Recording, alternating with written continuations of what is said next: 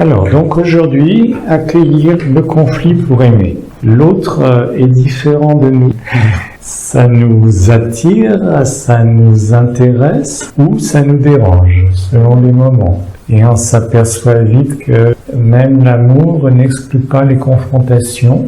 Ont-elles leur utilité, leur finalité? Pourraient-elles nous enseigner à aimer plus largement? Pour commencer à éclairer ça, je propose que l'on commence par voir les réactions de nos personnalités par rapport au conflit. En général, on aime guère le conflit, on aime guère le rencontrer. Au niveau de la personnalité, c'est dérangeant. Il y a une dimension d'agressivité souvent dans le conflit. On se sent souvent un peu agressé par quelqu'un qui n'est pas en accord avec nous. Quelquefois, on réagit nous-mêmes avec une certaine agressivité. Grosso modo, il y a deux attitudes par rapport au conflit. Il y a l'attitude dominant-dominé. Il y a l'un qui prend l'ascendant, qui exerce une certaine violence pour maîtriser l'autre. Et puis l'autre qui a une position plus dominée, plus soumise. C'est souvent l'attitude, ou alors il y a une autre attitude un peu plus subtile, qui est plus manipulatrice. Voilà, il y a un désaccord et bon, on essaye d'obtenir gain de cause un peu en arrangeant les choses, un peu en étant plus aimable, plus gentil. Mais en fait, c'est un peu le même genre sur un plan un peu plus subtil, un peu plus cordial, disons. Le conflit s'accorde mal avec notre vision de l'amour, souvent. On a souvent, en tout cas jeune, un peu l'idéal d'un amour où tout va bien, où tout se passe bien. Souvent, c'est le cas dans les premiers moments d'une relation. On est un peu dans une idylle et bon, tout devrait bien se passer, tout se passe bien.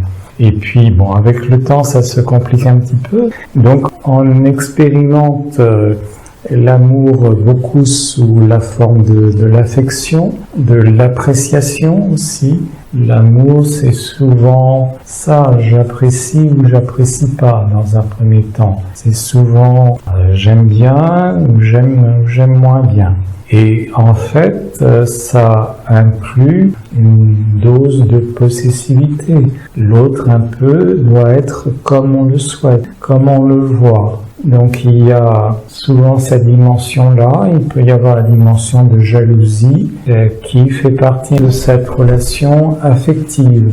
Bon, je t'aime et tu es mon amour quelque part, hein. Tu es mon ami, tu es mon époux, mon épouse, et ça amène naturellement des conflits, des confrontations. Et donc une transformation, ça nous amène à évoluer, à chercher une solution, à chercher la réponse.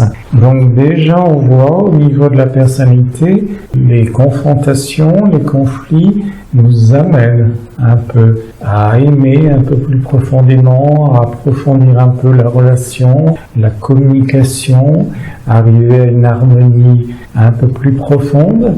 Déjà au niveau de la personnalité, il y a sa dimension. Ça nous apprend un peu plus la communication, la relation et aimer. Les conflits sont largement externes jusqu'à ce que l'on découvre à l'intérieur de nous une autre partie, une partie plus profonde, plus intérieure. On a notre personnalité, c'est l'expression dans le monde, c'est nos rôles dans le monde, nos responsabilités. Par exemple, on a des responsabilités familiales, de père, mère, on a des responsabilités par rapport aux ascendants, entre frères et sœurs, etc. Ça, c'est une partie importante de notre personnalité. On a aussi une expression dans le monde et des responsabilités professionnelles. On a tel ou tel rôle dans une association. Voilà, on prend des responsabilités. Ça, c'est notre expression à l'extérieur. C'est notre expression avec les autres. La personnalité, elle est constituée de notre corps physique, mais pas seulement de ça. On a aussi des affects, on a aussi des émotions qui sont déjà plus subtiles, des désirs. Et puis encore plus subtil, on a des pensées, des projets, des intentions, des philosophies de la vie. C'est encore un peu plus subtil, c'est encore un peu autre chose. Notre personnalité, c'est constitué de ces trois parties, de ces trois étages un petit peu de conscience. Ce qui la caractérise beaucoup, c'est que on est centripète beaucoup au niveau de la personnalité. Notre personnalité, elle ramène tout à elle-même. On est un petit peu un centre et on vit une relation. La relation, c'est qu'est-ce que ça me fait? Qu'est-ce que ça m'apporte? On est toujours à ramener toutes les situations, tous les événements à nous-mêmes. Est-ce que j'aime? Est-ce que j'aime pas? Est-ce que ça me plaît ou pas? Est-ce que ça m'intéresse? Est-ce que ça m'émeut? Est-ce que ça me donne de la joie, de la tristesse, de la colère? Voilà, c'est une des caractéristiques de la personnalité, c'est elle est un centre. On est un peu un centre du monde, chacun. C'est chacun a un peu cette façon de vivre là. La personnalité, elle est beaucoup définie à travers les émotions. C'est beaucoup son centre, relié au désir, c'est assez relié. C'est vraiment son moteur. C'est un stimulant, c'est vraiment le moteur de son développement, de son expression. Un autre élément qui est important au niveau de la personnalité, c'est on cherche à avoir, on cherche à accumuler des biens, des affections, des connaissances sur tous les plans. On cherche à avoir. La personnalité, elle est beaucoup dans la mesure où elle a. On est en ayant. On cherche à avoir plus pour être plus. C'est caractéristique de la personnalité. Elle est dans la mesure où elle a. Où on a un travail, par exemple, quand on perd son travail, on est déstabilisé et on est moins. On perd une valeur et souvent la personnalité est refroidie par ce genre de perte. Et un troisième élément qui est important au niveau de la personnalité, c'est qu'elle cherche beaucoup la reconnaissance. Elle cherche beaucoup être reconnue. C'est pareil, ça lui donne un sentiment d'être. C'est un peu avoir de la reconnaissance. C'est encore un peu de cet ordre-là. Bon, mais on peut sentir aussi qu'il y a d'autres éléments en nous, qu'il y a une autre partie en nous-mêmes.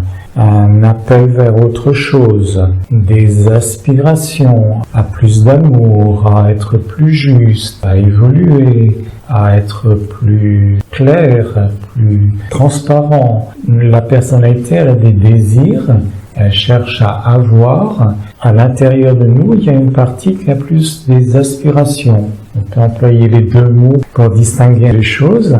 C'est plus des aspirations à être plus là. On est au niveau beaucoup plus de l'être.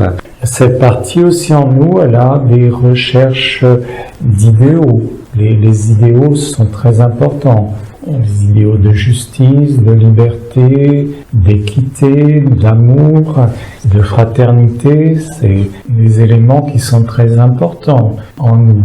Maintenant, ça n'a pas été toujours le cas si on remonte largement en arrière, mais aujourd'hui, les idéaux sont très présents, très importants. Ils sont présents dans la vie publique, dans nos valeurs personnelles. C'est important. Après, on les applique pas. Ça reste un petit peu au niveau de l'esprit, ou alors on cherche vraiment à les vivre. Ça, c'est une autre étape, mais ils sont bien présents dans cet être intérieur, on peut dire, dans cet être profond que nous avons à l'intérieur de nous-mêmes qui est différent de notre personnalité. Cette partie à l'intérieur de nous-mêmes, elle a aussi une volonté d'évolution, de s'élever, de grandir. C'est un domaine qui est beaucoup plus au niveau de la conscience, au niveau des états de conscience.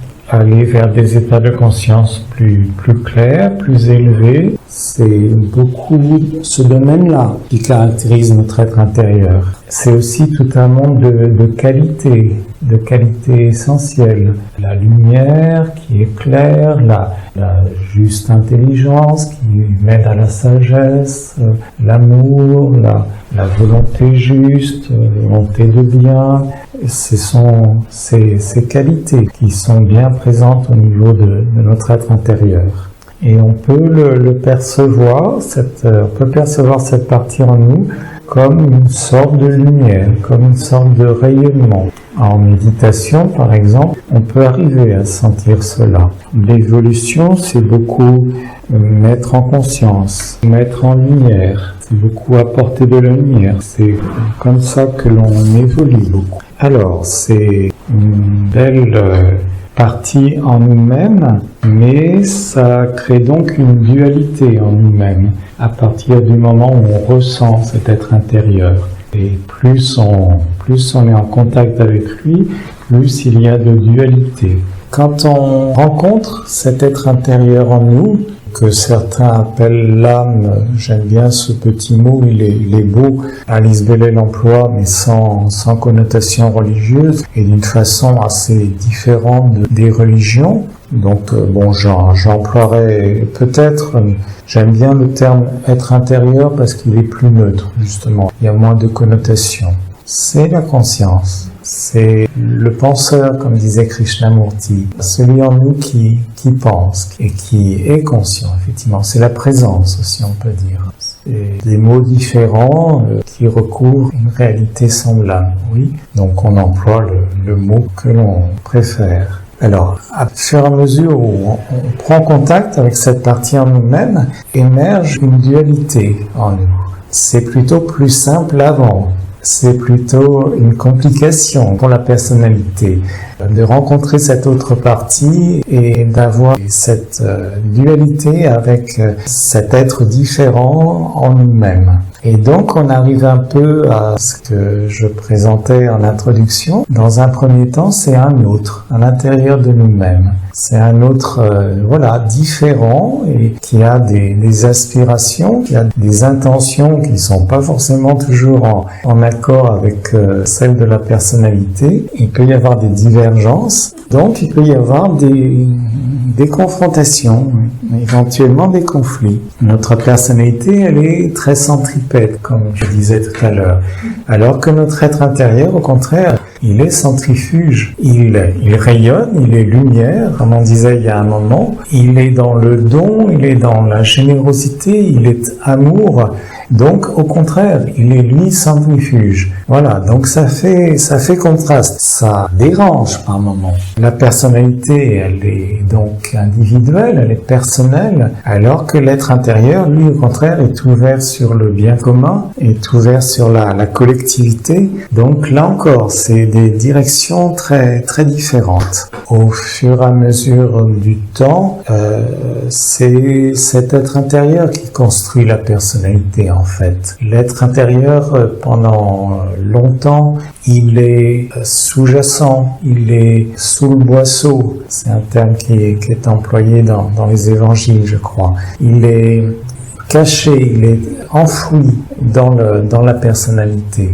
Mais il pousse la personnalité à se construire, à évoluer, et au bout d'un moment, quand la personnalité est bien formée, l'être intérieur reprend la prédominance. C'est lui qui, après, anime de plus en plus la personnalité, anime de plus en plus ses actions, ses entreprises, ses buts. La personnalité est appelée à devenir un outil, une annexe pour l'être intérieur. Et elle est appelée à le servir, à être son expression dans le monde, justement, et à lui permettre d'agir dans le monde, à lui permettre de transformer ce monde qui en a bien besoin. C'est tout un chemin progressif. Je pense qu'on évolue beaucoup selon une courbe, comme cela. on commence à évoluer, on construit notre corps physique dans un premier temps, notre corps émotionnel, notre corps mental. On le voit bien chez les enfants. Les petits enfants commencent à développer leur corps, leurs réflexes, leurs muscles, à se former corporellement. Dans un deuxième temps, à partir de 2-3 ans, ils développent beaucoup plus ses émotions, ses relations émotionnelles. 3 ans, on dit c'est l'âge du non. Il commence un peu à s'opposer, à avoir ses désirs et ses émotions. Et bon, comment je réagis par rapport aux parents, comment je réagis par rapport aux autres enfants. Progressivement, on construit nos émotions, notre plan émotionnel. Et puis, on dit qu'à 7 ans, on atteint l'âge de raison. Là, on commence à avoir plus des pensées. On commence plus à développer. La pensée, le mental, c'est aussi on commence à rentrer à l'école vraiment. On commence à apprendre. Dans un troisième temps, on développe un peu le plan mental. Donc, il y a tout un temps d'involution. Tout un temps, on commence à construire nos plans de conscience, à les développer, à les renforcer, à leur donner de la puissance, un pouvoir d'action. Et puis après, il y a un temps où on développe la personnalité en elle-même. La personnalité, elle réunit tous ces éléments en nous. Elle est une union. Ça lui donne une force beaucoup plus grande quand on est en accord entre ce que l'on pense, ce que l'on ressent et ce que l'on fait réellement, les actions que l'on pose. On acquiert une puissance importante. Ça, c'est le développement de la personnalité. Elle commence à se développer à partir de l'adolescence, disons. On commence vraiment à se chercher, comme on dit, à chercher qui on est, à chercher après quelle direction professionnelle on prend, quelle vie affective. Voilà, tout ça c'est la constitution de notre personnalité, progressivement. Et après, eh bien, l'être intérieur commence à s'exprimer à l'extérieur plus fortement. Il commence à prendre une action directe sur la personnalité et la personnalité progressivement est appelée à s'effacer pour laisser l'être intérieur s'exprimer et agir. Donc c'est ce qu'on appelle l'évolution. Je crois que l'on chemine beaucoup comme cela et quand la personnalité est construite et est forte, eh bien ça donne une grande individualité, ça donne un certain égoïsme parce que la personnalité elle a à se construire, elle a à devenir plus forte, donc elle a à accumuler comme ça, donc c'est une forme d'égoïsme et c'est beaucoup ce que l'on rencontre dans le monde actuellement. L'humanité en est largement dans cette zone-là, elle est largement à quels sont mes intérêts, comment est-ce que je trouve ma satisfaction personnelle, mon bonheur personnel. Il y a toute une énergie qui est à ce niveau-là actuellement. Individuellement et collectivement. Aussi, les pays, c'est pareil. Ils recherchent quels sont leurs intérêts, quelles sont leurs satisfactions, comment être plus important dans le monde. On est beaucoup comme ça. Et en même temps, on s'aperçoit de plus en plus que l'humanité commence à développer la remontée, à s'ouvrir au-delà de cela. Se termine aujourd'hui la COP26 là, pour se mettre tous d'accord sur l'environnement. Tous les pays sont appelés à aller au-delà de cette individualité et de cet égoïsme qui permet de se construire. Individuellement, c'est pareil. Individuellement, il y a un moment où on s'aperçoit que, bon, les plaisirs de la personnalité, les satisfactions, bien, ça a sa place, mais il y a d'autres choses. Petit à petit, on laisse la place en nous à une autre dimension en nous-mêmes, à une dimension plus de juste relation avec les autres, l'autre, de développer l'amour, d'avoir un rôle créatif, positif dans le monde, voilà. Alors, on peut progresser. Alice Bailey dit que l'être humain, en particulier, évolue beaucoup à travers les confrontations ou le conflit et va beaucoup vers l'harmonie à travers la confrontation ou le conflit. C'est beaucoup notre chemin de vie, de croissance. On le rencontre sur le plan relationnel, on le rencontre sur le plan professionnel, enfin dans bien des domaines de notre existence. On avance beaucoup comme ça, à travers des confrontations, des conflits, et ça nous amène à chercher une harmonie un peu plus grande, un peu plus élevée. Plus précisément, je peux parler de la science des 7 rayons. Alice Bailey a présenté, entre autres, vous en avez entendu parler, non? Alors je vais la présenter rapidement, et on va parler plus particulièrement du 4e rayon aujourd'hui, qui correspond bien à ça. Il y a beaucoup de traditions qui partent du 1, l'unité, le grand tout, Dieu, l'être suprême. Beaucoup de traditions partent de là. Et dans un deuxième temps, beaucoup de traditions passent par le 3. Donc c'est la Trinité dans le monde chrétien, c'est Brahma, Vishnu, Shiva en Inde. En yoga, il y a les 3 gunas, Raja, Tamas, Sattva. Raja qui est dynamique, Tamas qui apaise, au contraire, qui est dense, qui calme, et Sattva qui est l'équilibre entre les deux. Il y en a beaucoup des 3 dans la tradition. Et après, on peut voir que donc ce triangle que forme le 3, il se reflète à travers son centre dans un autre triangle qui va être en sens opposé, et on arrive à 7 avec le centre. Donc on peut présenter ces 7 points de différentes façons. On peut mettre le triangle inférieur en dessous, par exemple. Il y a un triangle subtil, élevé, qui est le triangle qui correspond à la Trinité chrétienne, par exemple. Il y a un rayon intermédiaire, le 4e, et puis il y a 3 rayons plus denses, plus manifestés, qui reprennent chacun des 3 rayons supérieurs, qui en sont le reflet, la manifestation dans le monde. Donc on arrive comme ça aux 7 rayons, puis le 4e qui est au milieu. Et là encore, le 7, on le retrouve partout, hein. Les 7 jours de la semaine, la création, 7 jours, les 7 couleurs de l'arc-en-ciel, les 7 notes de la gamme. Il y en a beaucoup dans l'Apocalypse, les 7 sceaux, les 7 chevaliers. Il y a la danse des 7 voiles qui a aussi sa symbolique, le chandelier à 7 branches, voilà. Il y en a beaucoup des 7. Il y a les 7 chakras aussi, le long de la colonne vertébrale. Donc ce sont 7 énergies fondamentales. On peut aussi les représenter comme ça, qui partent du centre, du 1, et qui le diffractent un petit peu comme la lumière. La lumière est une façon assez claire de présenter les 7 rayons. Les 7 rayons, c'est comme les 7 couleurs de l'arc-en-ciel. C'est la lumière de synthèse, le blanc, qui se diffracte en 7 énergies, en 7 couleurs. Là, c'est pareil. Le 1, l'unité de base, se diffracte en 7 rayons, en 7 énergies fondamentales. Et on va les retrouver partout. Ces 7 rayons, ils nous caractérisent. Il y a un rayon qui caractérise notre personnalité, il y a un rayon qui caractérise notre être intérieur, il y a un rayon qui caractérise chacun de nos plans de personnalité. Les pays ont leur rayon, les espèces animales, les sports ont leur rayon. On les retrouve partout parce que c'est l'énergie fondamentale qui s'exprime dans tout le monde.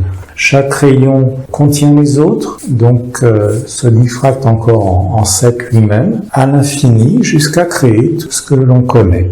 Donc ça parle largement et de beaucoup de choses. Alors ces 7 rayons, je les présente, marqués ici par exemple. Donc le premier, rayon 1, c'est celui de la volonté, qui correspond au Père dans la Trinité chrétienne. Le rayon 2, c'est celui de l'amour, qui correspond au Fils dans la Trinité. Le rayon 3, c'est celui de l'intelligence abstraite. On est au niveau de l'abstraction. Et puis, il y a un rayon central, le rayon 4, qui est celui de la beauté. Et à partir de là, les 3 rayons supérieurs vont se retrouver plus denses en dessous. Donc, on retrouve au niveau du rayon 5 la correspondance du rayon 3, c'est-à-dire l'intelligence, mais de façon plus concrète, plus appliquée. Par exemple, quelqu'un qui est inspiré par le rayon 3 va être peut-être un philosophe ou un scientifique abstrait, alors que quelqu'un qui est inspiré par le rayon 5 va être plus un technicien, un ingénieur, quelqu'un qui applique, qui met en forme plus les idées, les concepts. Après, donc, on arrive au rayon 6 qui correspond au rayon 2 qui l'incarne, qui va être plus celui du dévouement. Ça, c'est le rayon qui va beaucoup concerner les enseignants, par exemple, les enseignantes, les infirmières. Voilà, puis on en parlera peut-être plus tout à l'heure. Et puis, le rayon 7 qui va correspondre au rayon 1, qui reprend un petit peu cette énergie de volonté, qui est le rayon de la structure, ordre. Les rayons correspondent aussi aux différents règnes. Par exemple, le rayon 7 correspond bien au règne minéral, ce qui développe beaucoup la structure, qui est très ordonnée, les cristaux, les diamants, qui arrivent à être très purs au niveau de la structure. Voilà, le rayon 7 correspond bien au règne minéral. Le rayon 6 correspond bien au règne végétal. C'est un rayon plus sensible, plus émotif, correspond bien à la sensibilité végétale. Le rayon 5 correspond bien au règne mental, au règne animal, je veux dire, qui commence à développer avec son instinct l'intellect. L'intellect, c'est un embryon de mental, dit Alice Bailey. Et puis, le règne humain correspond bien au rayon 4. On a une correspondance importante du règne humain avec le rayon 4. C'est pour ça qu'il correspond bien à notre thème. C'est le rayon de la beauté, c'est le rayon de l'harmonie. Les humains trouvent beaucoup cette harmonie à travers la confrontation, à travers le conflit. C'est comme ça que progressivement, on va vers une harmonie plus grande, vers une beauté plus grande. Et le règne humain développe largement l'intellect qui commence à correspondre aux animaux. C'est un enjeu important du règne humain que d'utiliser l'intellect de façon harmonieuse et d'aller au-delà de l'intellect après, parce que le règne humain peut aller vers le 5e règne au-dessus, qui correspond à l'être intérieur. La personnalité correspond bien à ce 4e règne et l'être intérieur correspond bien au 5e règne. Alors, on aura probablement l'occasion de parler des différents rayons, mais on va parler surtout aujourd'hui du rayon 4, puisque ça correspond directement au Scorpion et à cet thème d'accueillir le conflit pour aimer. Donc le rayon 4, c'est donc la charnière, c'est donc lui qui est intermédiaire. Il y a 3 rayons dessus, le rayon 4, donc de beauté, d'harmonie, et largement harmonie par, la confrontation, harmonie par le conflit, mais conflit c'est pas la guerre, c'est la confrontation, c'est la rencontre, c'est divergence de sensibilité, de point de vue. Et en tant qu'être humain, on est bien comme ça, entre les règnes inférieurs à nous et au-dessus le monde de l'être intérieur et au-dessus les autres plans de conscience spirituelle. On est bien un pont entre la terre et le ciel, comme on dit, on est bien à cette charnière-là. Et comme le rayon 4, on a ce rôle de médiateur, de communication, de relation. Le rayon 4, il a un caractère un peu caméléon. Les personnes qui sont bien inspirées par le rayon 4, qui, entre autres les artistes qui correspondent bien à ce rayon, ils aiment bien en général avoir des couleurs sur eux, être habillés de couleurs, de différentes couleurs. L'Italie est un pays de rayon 4. Voilà, ils ont ce côté assez dans la profusion par moment, et beaucoup la communication, beaucoup les échanges vifs. Il y a ce caractère un peu là, caméléon et communicatif dans le rayon 4. Les êtres inspirés par ce rayon, ça peut être les artistes, oui, les imitateurs, les enfants correspondent assez à ce rayon 4, ils ont ce caractère d'imitation.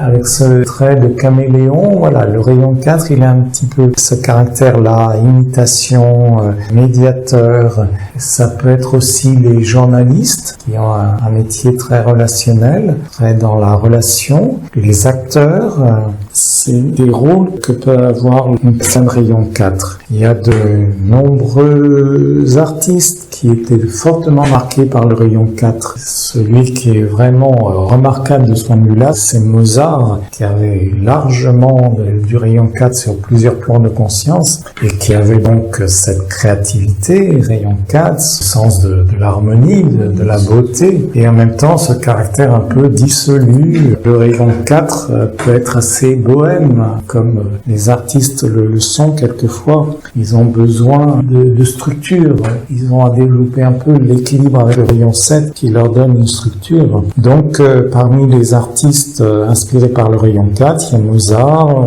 Berlioz, Picasso, Léonard de Vinci. Léonard de Vinci est un exemple de personne qui avait une bonne harmonie entre rayon 4 et rayon 7. Il était très structuré, même scientifique. Par certains côtés, il a créé des machines, etc. Donc il était à la fois rayon 4 avec une bonne structure. Et le scorpion est un pouvoir de création. Justement, création d'un amour plus grand. Le rayon 4, il cherche donc à harmoniser, il cherche à rassembler les différentes strates de vie et de société jusqu'à créer des divergences. Par exemple, quelqu'un de rayon 4 peut inviter dans une réunion d'anniversaire des gens très différents. Je ne sais pas si c'est un musicien, il peut inviter des musiciens classiques avec des rappeurs, des musiciens modernes, et entre les personnes, ça passe pas très forcément. Lui, il est en contact un petit peu avec tout le monde, il cherche à rassembler, mais il peut créer comme ça un peu des divergences, des conflits, parce que les gens qu'il réunit peuvent être très différents. Il peut réunir des directions politiques très différentes. Bon, lui, ça va, il s'adapte, il est très harmonieux, très souple, mais les gens entre eux il peut créer des conflits comme ça. Il peut arriver à créer des problèmes. Et donc, à la limite, il cherche à tout harmoniser. Le blanc, le noir, les opposés. Il cherche à trouver l'harmonie entre tout ça.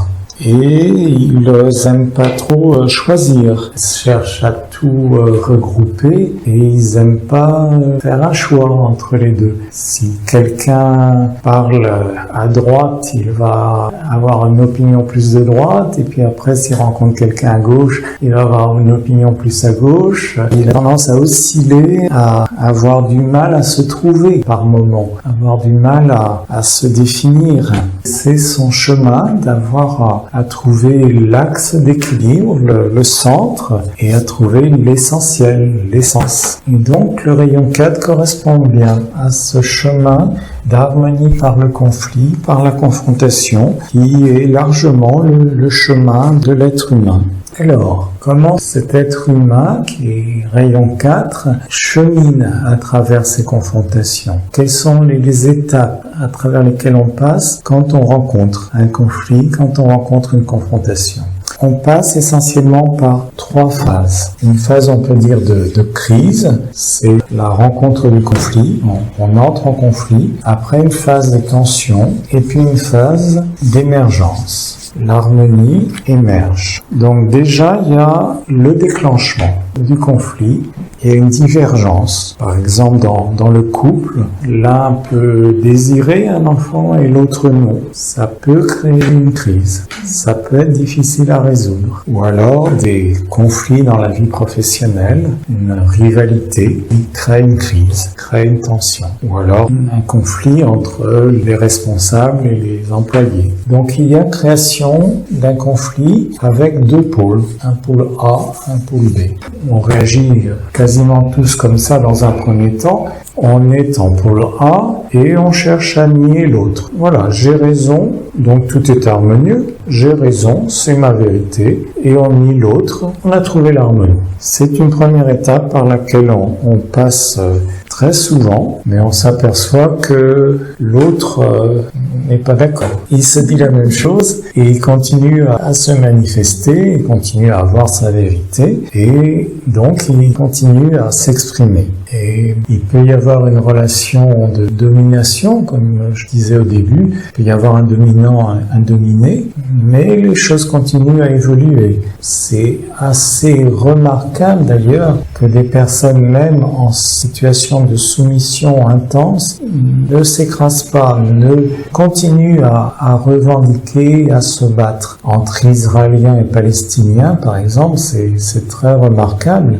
Les Israéliens les dominent, les mettre vraiment dans un monde très clos, très contrôlé, mais les Palestiniens continuent à se battre, continuent à se révolter par moments. La situation n'a pas trouvé son harmonie. On peut essayer de nier l'autre continue à exister, à avoir sa vie propre, sa force propre, et on ne le nie pas. Dans le monde aujourd'hui, on est de plus en plus conscient que les hommes ont un rôle assez dominant par rapport aux femmes, et aujourd'hui, de plus en plus, les femmes revendiquent, s'affirment et cherchent de plus en plus un équilibre. C'est très sensible ces dernières années, vraiment une grande force qui émerge, en tout cas qui sort dans le monde, qui s'exprime de plus en plus. Donc, tôt ou tard, on a quitté cette attitude première qui est j'ai raison et je nie l'autre, je nie la part de l'autre. On doit aller vers la prise en compte de l'autre. Je continue à penser que j'ai raison, mais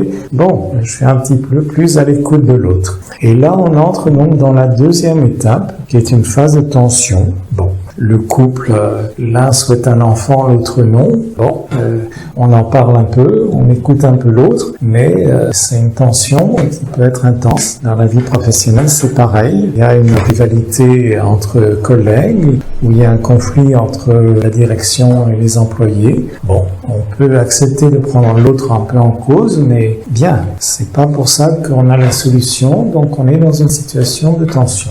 C'est une deuxième étape. On accepte la dualité à partir de là. On la reconnaît, on accepte l'autre, et dans une deuxième étape, on cherche tous, beaucoup, un point de compromis, un point C intermédiaire. On cherche un accord, on cherche un cessez-le-feu, c'est comme cessez-le-feu aussi. Un accord qui met un peu tous les deux en paix un moment. C'est souvent un calme temporaire. On sait que les cessez-le-feu, ça dure pas très longtemps en général. Ça résout pas forcément en profondeur la difficulté. Chacun s'est un petit peu renié. Chacun a un petit peu lâché du terrain pour arriver à un compromis. Donc, ça ne satisfait en fait ni l'un ni l'autre. On n'a pas trouvé de véritable accord. Dans le couple, le compromis, ça peut être d'attendre un peu avant qu'on mette en œuvre un enfant éventuellement. Ça peut apaiser pendant un temps, mais ça n'arrive pas forcément à la solution. Dans le monde professionnel, on peut arriver à une négociation, un accord qui calme le jeu pendant un temps, avec avec souvent un dominant et un dominé, qui gagne plus que l'autre. Personne n'est vraiment satisfait dans ce genre de situation. Donc on n'a pas vraiment de solution. On n'a pas vraiment l'issue du conflit, de la crise. Et petit à petit, à force d'essayer de trouver des compromis, d'aller d'un cessez-le-feu à un autre, eh bien, on arrive à une troisième étape, plus subtile, qui est une émergence. Donc, je peux mettre un point D, là, qui va être au-dessus. Il va être au milieu des deux pôles, qui va les inclure l'un et l'autre, mais qui va pas être un gris au milieu, qui va pas être entre le blanc et le noir, par exemple un gris. Ça, c'est pas une harmonie entre le blanc et le noir. On n'est pas dans la solution, là. Mais, en remontant d'une marche, d'un cran, on va trouver, il va émerger une réponse beaucoup plus subtile et satisfaisante. Progressivement, en communiquant, en écoutant, on va comprendre l'autre, on va le reconnaître, on va reconnaître son point de vue et on va se déplacer un petit peu sur son terrain. On va intégrer plus son point de vue. On va le faire plus soi-même. Nous-mêmes, on va plus que comprendre, on va l'intégrer, on va le vivre, son point de vue. Dans le couple, l'un souhaite un enfant, l'autre non. C'est vrai que c'est souhaitable d'avoir un enfant. Celui qui n'en veut pas, il peut comprendre, il peut intégrer ça, intégrer cette force vitale qu'il y a dans le désir d'enfant. Et celui qui souhaite un enfant, mais qui rencontre l'autre qui n'en veut pas, eh bien, il peut comprendre toutes les difficultés qu'il y a à un enfant, les difficultés matérielles, tout l'engagement que ça représente. Il peut intégrer tout ça, il peut comprendre. Et à force de dialogue, à force de communication, à force d'intégrer, de réunir les deux points de vue, on peut arriver à l'émergence d'une harmonie réelle, cette fois-ci, entre les deux points de vue. Alors, on peut pas dire ce que c'est, a priori. Quand on est en situation, on peut pas savoir, a priori, quelle est la réponse. Dans le couple, on peut imaginer, décider d'attendre que celui qui n'a pas envie d'enfant soit plus prêt, plus engagé, que dans sa vie professionnelle, il ait plus le loisir d'avoir un enfant. Ça peut être une réponse. Ou le couple peut s'engager dans une autre forme de création. Peut s'engager dans une création à deux, création artistique, création spirituelle. Ça peut être aussi une réponse à un autre engagement. Voilà, on peut pas dire a priori quelle est la solution, mais c'est en s'unissant avec le point de vue de l'autre que l'on arrive à trouver ce qui va réunir, ce qui va vraiment être l'union, l'harmonie entre les deux façons de voir. Et là, les deux pôles ne se restreignent pas comme dans le point C. Dans le point C, ils ont chacun à lâcher du lest, à abandonner un peu d'eux-mêmes. Là, au contraire, c'est pleinement la position du pôle A, pleinement la position du pôle B, qui va se retrouver dans le pôle D, qui va s'inclure dans une harmonie entre les deux. C'est la vie qui nous pousse. Quand on est dans le premier mode de réponse où on nie l'autre, on s'aperçoit tôt ou tard que ça dure pas, c'est pas suffisant, c'est pas satisfaisant, on est constamment en difficulté avec l'autre. Donc, on arrive à la deuxième étape de prendre en compte l'autre, de commencer à l'écouter. Et puis, à force de compromis comme ça, un compromis, un autre, un accord partiel, un autre, c'est toujours insatisfaisant, c'est toujours chancelant. Donc, la vie continue à nous pousser, quoi. On continue à avancer, à croître. La vie nous amène à se transformer. Ça peut prendre du temps, hein. C'est sûr que ça peut demander de retrouver la même situation plusieurs fois. Un couple peut en arriver à se séparer et puis on se remet avec quelqu'un d'autre et on retrouve plus ou moins la même situation et on avance un peu plus, on va un peu plus loin et petit à petit on progresse. C'est le chemin de la vie. Tôt ou tard, on avance avec elle. Donc par exemple, le blanc et le noir qui semblent bien contradictoires a priori, l'émergence, l'harmonie entre les deux, c'est pas le gris qui n'est pas du tout satisfaisant comme union entre les deux. Il a été trouvé par exemple le symbole du Tao, avec un petit peu de noir dans le blanc et un petit peu de blanc dans le noir. Voilà, ça peut être une forme de réponse d'harmonie entre le blanc et le noir qui a pu être trouvée. Il peut y en avoir d'autres. Il y a eu longtemps l'opposition entre croyants et incroyants, par exemple, c'est un peu moins présent. Aujourd'hui, on parle beaucoup plus en termes d'humanistes. On a un petit peu dépassé cette opposition entre croyants et incroyants. Nicolas Hulot a été ministre à un moment où personne ne s'est demandé s'il était croyant ou incroyant. Il cherchait à agir positivement avec un bel humanisme. C'est un peu la valeur au-dessus qu'on a pu trouver. Le libéralisme a beaucoup développé la liberté, le communisme a beaucoup développé l'égalité. Il y a eu un conflit sérieux entre les deux. Le communisme n'a pas abouti, le libéralisme est en crise sérieuse. On va peut-être vers une autre valeur, une autre harmonie qui pourrait être de l'ordre de la fraternité, par exemple. Les révolutionnaires de 1989 qui ont créé la devise liberté, égalité, fraternité étaient bien inspirés, je trouve. Peut-être qu'au-delà de la liberté qui peut être très égoïste, au-delà de l'égalité qui nie l'individualité de chacun, on peut trouver peut-être dans la fraternité une harmonie entre les deux, dans la solidarité, dans le partage.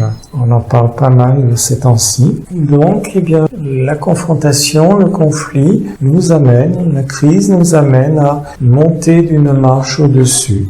On progresse comme ça, petite marche par petite marche, une marche accessible à laquelle on a accès à partir de la divergence première. Dans le monde des manifestations, il y a une large multiplicité, alors que dans le monde essentiel, on a une unité. Et les conflits nous amènent à remonter comme ça, progressivement, marche par marche. On arrive à un autre point, et puis on va rencontrer une autre divergence, et on remonte marche par marche, progressivement de la multiplicité de toutes les formes qui créent l'existence concrète. On retrouve progressivement l'unité qui est à leur origine, qui est à leur essence. Le rayon 4, le scorpion, est un enseignant pour nous mener de plus en plus, marche par marche, vers l'unité. Et dans le monde, on voit bien ce cheminement. Les pays se sont construits. La France, par exemple, c'était des régions à un moment. Il y avait l'Île-de-France, les Bretons, les Basques, les Corses. La royauté a beaucoup réuni tout ça. Ça a créé une unité nationale qui s'est développée. Ces derniers siècles, c'était beaucoup ce monde de nations. L'individualité nationaliste était bien présente et ça a amené des conflits entre nations, entre France et Allemagne, par exemple. L'unité du pays a été construite et on est entré en conflit plus avec les autres nations. Et puis, depuis 60 ans à peu près, l'Europe s'est à nouveau réunie dans une collectivité plus grande. On voit bien ce cheminement progressif qui ramène vers l'unité. Alors en ce moment, on est dans des grands blocs, Europe, Amérique, Asie, Afrique. Les Africains, pareil, se sont réunis dans l'Union centrafricaine, l'Union de l'Afrique de l'Ouest. Voilà, on est à cette étape-là pour l'instant, de grands blocs comme ça, avec la demande d'aller au-delà, l'affirmation de la personnalité, qui est développé dans chaque pays, dans chaque bloc, et qui commence à aller au-delà. Il est appelé à aller au-delà. L'environnement nous pousse, l'économie nous pousse, les questions de dette qui sont énormes nous poussent à trouver des solutions collectives.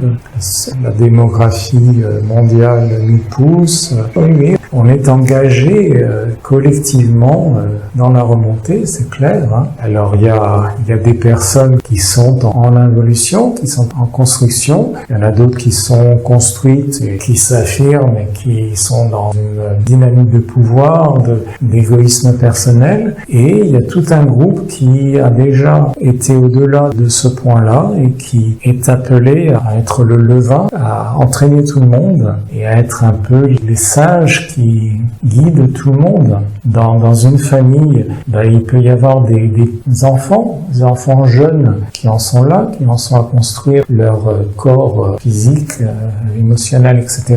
Il peut y avoir des adolescents qui construisent leur personnalité et les parents symboliquement sont plus au niveau de l'unité de la famille, sont plus sensibles au but familial global, à cette unité collective ensemble qui donc de ce point de vue-là ont dépassé le seuil moi personnel, individuel, et bien c'est à eux de guider toute la famille et de cadrer les enfants, les adolescents. C'est plus ou moins facile, mais c'est comme ça que vivent les familles. Et collectivement, c'est pareil. Les gens dont nous faisons partie, je crois qu'ils sont allés au-delà de ce point de moi, je m'affirme, je cherche ma satisfaction personnelle, eh bien, ont à guider un peu tout le monde. Et on n'est pas seul, et on est très nombreux dans ce rôle-là.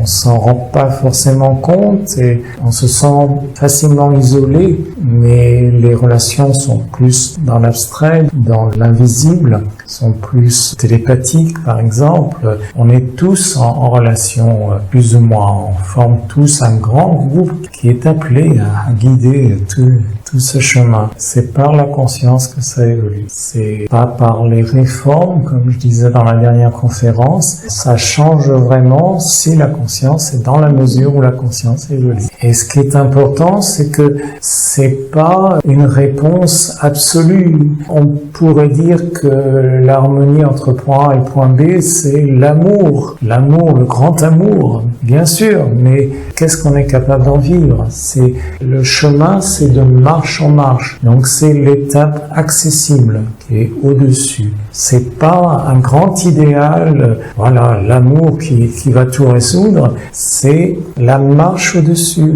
juste une marche au-dessus. C'est comme ça qu'on peut aller. Et ça peut être aussi une cause de rester dans l'attention. C'est qu'on cherche une réponse absolue quelquefois. On cherche, voilà, quelque chose de magnifique, de grandiose, qui valorise la personnalité au passage, alors que c'est souvent un petit pas en avant. Et un pas en avant et tu rencontreras la paix et plus la guerre. Ça correspond tout à fait à la phrase d'Einstein. On ne répond pas à la situation au niveau où elle a été créée, on répond en s'élevant d'un pas. Est-ce que ça vous intéresse qu'on fasse un temps de méditation pour intégrer plus ce genre de choses, pour que ça soit pas seulement mental, intellectuel, mais plus pour le vivre, pour l'intégrer, pour le sentir? Alors, on va commencer par se concentrer.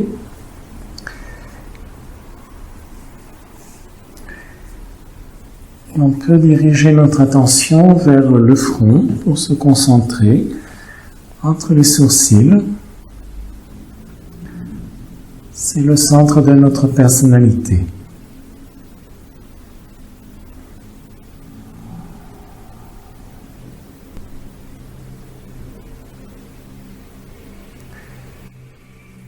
On peut avoir l'impression d'inspirer et d'expirer à ce niveau-là, entre les sourcils. C'est une façon de se concentrer.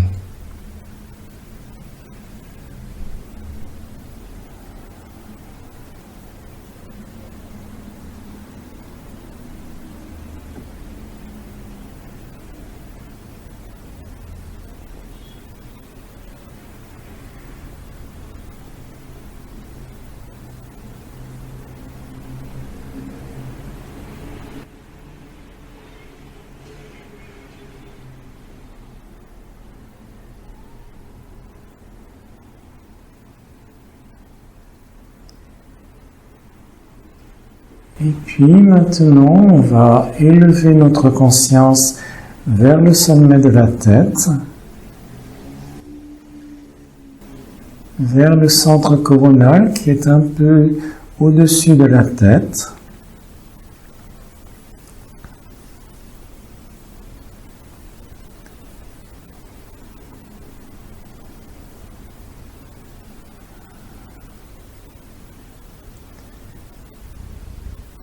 Et on peut imaginer une grande lumière à ce niveau-là.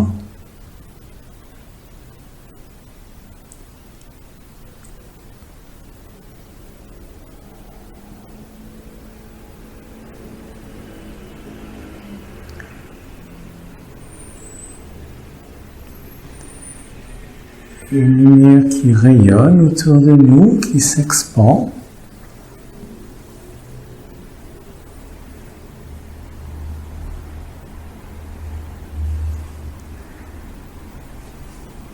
Jusqu'à rejoindre les autres autour de nous.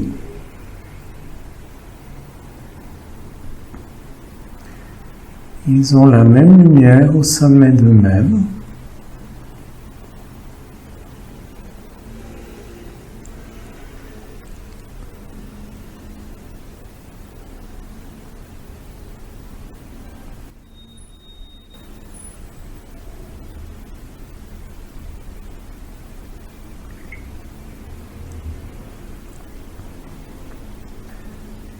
Cette lumière nous relie aux autres.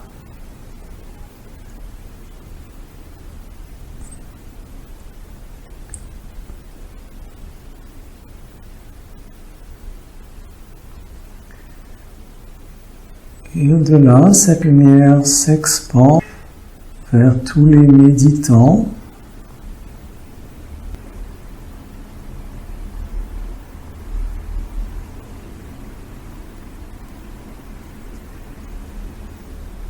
Elle ne connaît pas la distance. Elle nous relie à tous les méditants.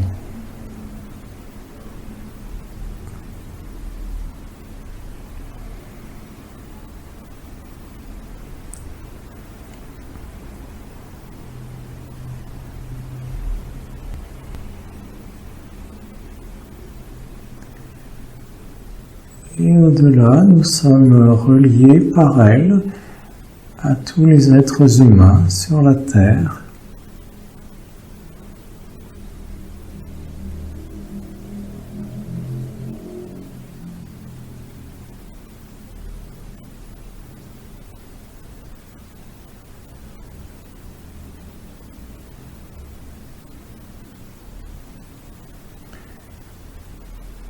Nous formons tous ensemble la grande lumière de l'humanité.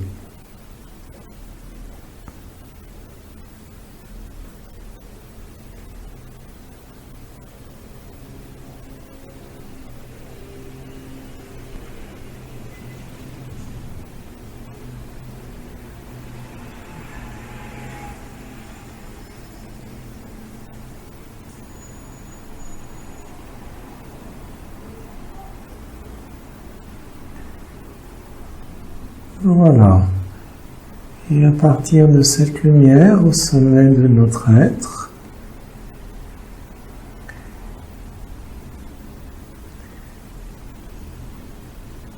on peut penser à une confrontation que l'on rencontre peut-être dans la vie actuellement, qui se répète peut-être, ou une opposition à l'intérieur de nous-mêmes.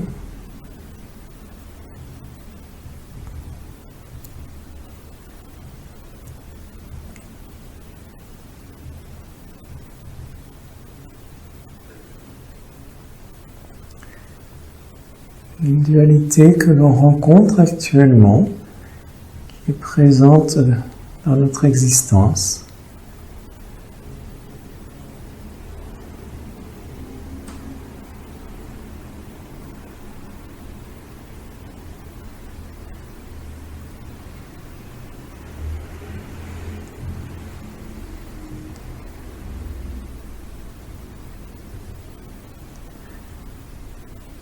Si vous ne trouvez rien de bien particulier, ça peut être aussi la dualité entre la personnalité et l'être intérieur, ces deux pôles en nous.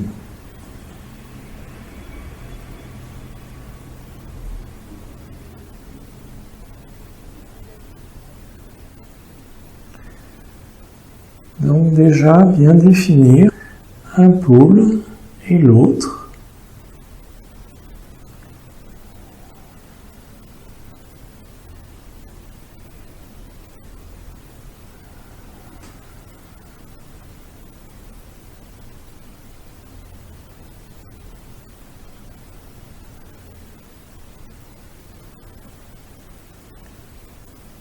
Bien sentir l'une des positions et bien sentir l'autre.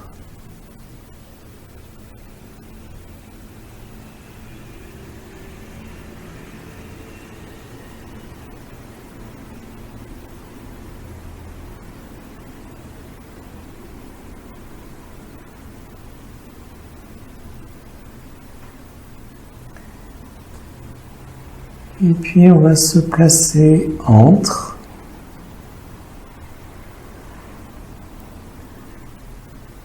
On va se placer entre les deux. Et on ressent un pôle d'un côté, l'autre pôle de l'autre. On ressent la divergence, la tension entre les deux. Et on reste entre les deux.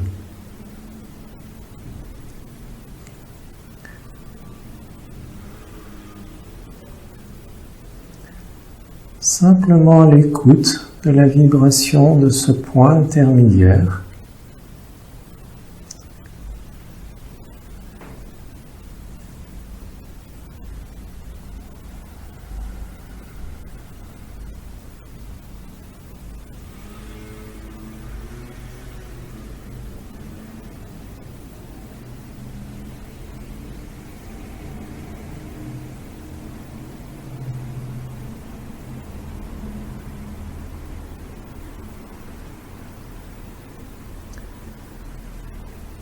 On est simplement à l'écoute de la vibration de ce point, médiateur entre les deux.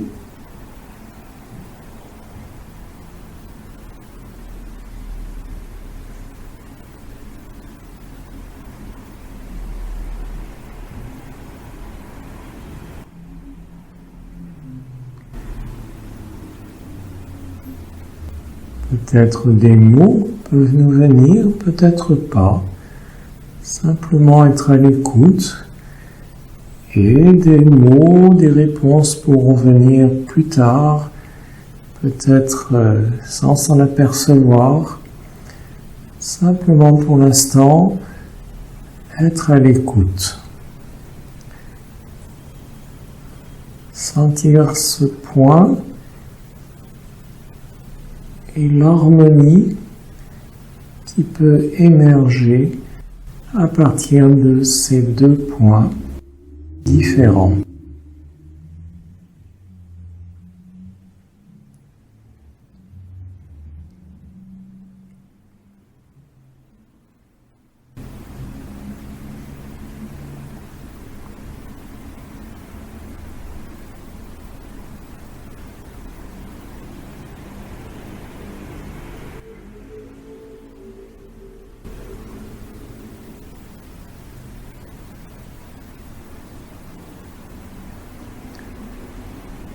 Être à l'écoute de l'harmonie qui est présente dans cette dualité, qui est sa source et sa réponse.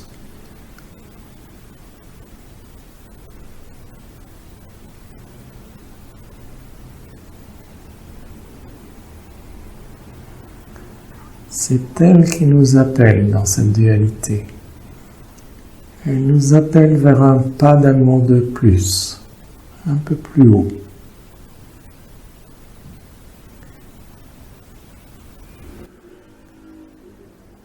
Quelque chose d'accessible. Rien d'extraordinaire, rien de transcendant. La marche au-dessus, accessible.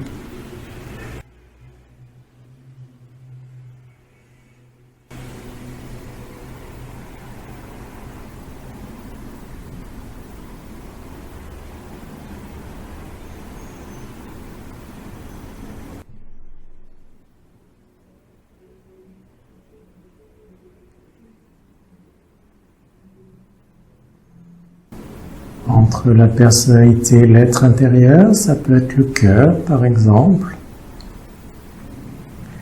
Ça peut être un service commun, une action dans le monde.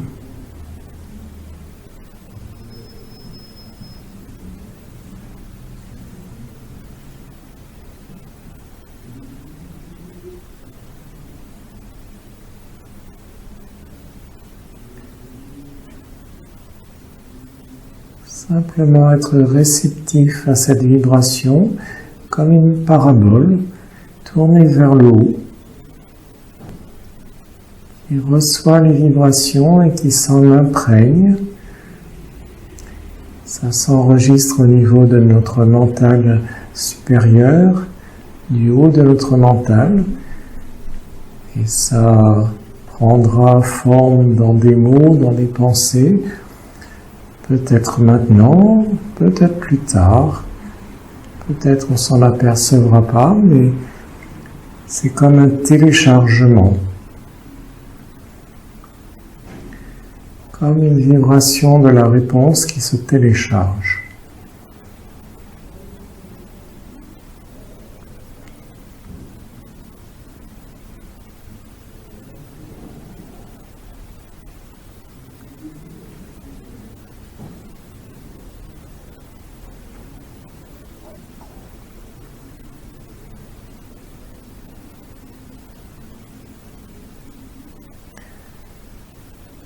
Voilà, et puis tranquillement on pourra revenir au niveau du front.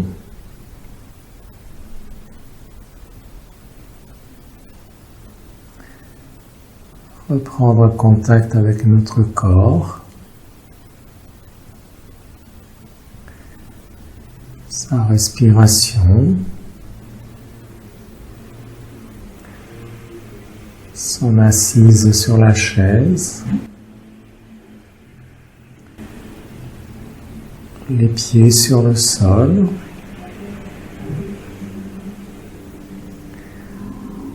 Et tranquillement, à notre rythme, nous pourrons reprendre contact avec la pièce, avec les autres, et ouvrir les yeux.